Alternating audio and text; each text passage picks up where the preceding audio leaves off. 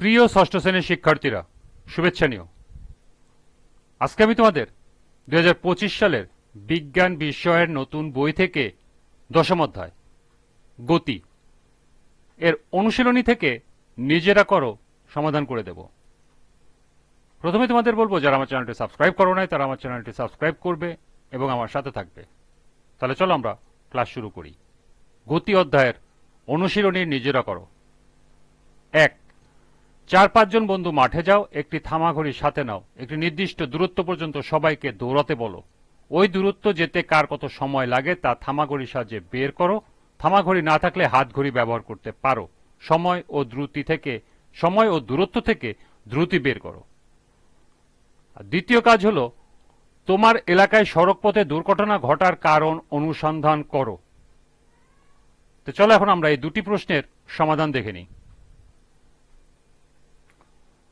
প্রথম প্রশ্নের সমাধান হলো, আমার 4 বন্ধু জাইম, সামি, আদনান ও রিজভি মাঠে গিয়ে 100 মিটার দৌড়াতে বললাম।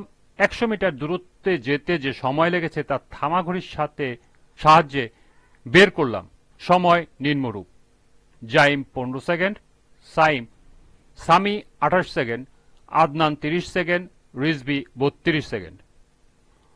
আমরা জানি দ্রুতি সমান দূরত্ব ভাগ দূরত্ব অতিক্রম করতে প্রয়োজনীয় সময়। সুতরাং জাইমের দ্রুতি সমান 100 মিটার ভাগ 25 সেকেন্ড সমান 4 মিটার পার সেকেন্ড। সামির দ্রুতি 100 মিটার ভাগ 28 সেকেন্ড সমান 3.57 মিটার পার সেকেন্ড। আদনানের দ্রুতি 100 মিটার ভাগ 30 সেকেন্ড সমান 3.33 মিটার পার সেকেন্ড।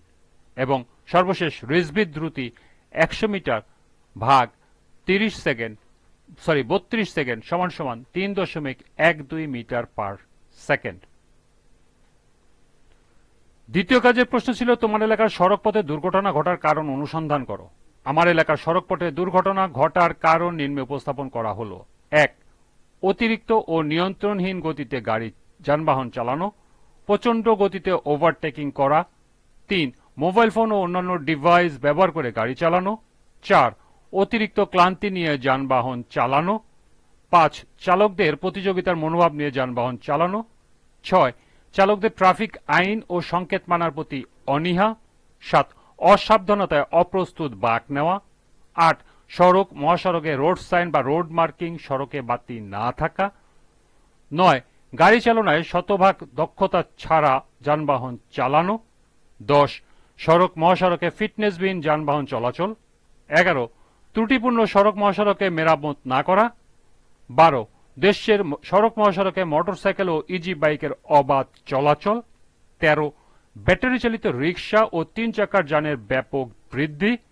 এবং সর্বশেষ রাস্তা পারাপারে পথচারীর অসতর্কতা। এই ছিল নিজেরা করা দুটি কাজের সমাধান। আজকের ক্লাসটি এ পর্যন্তই।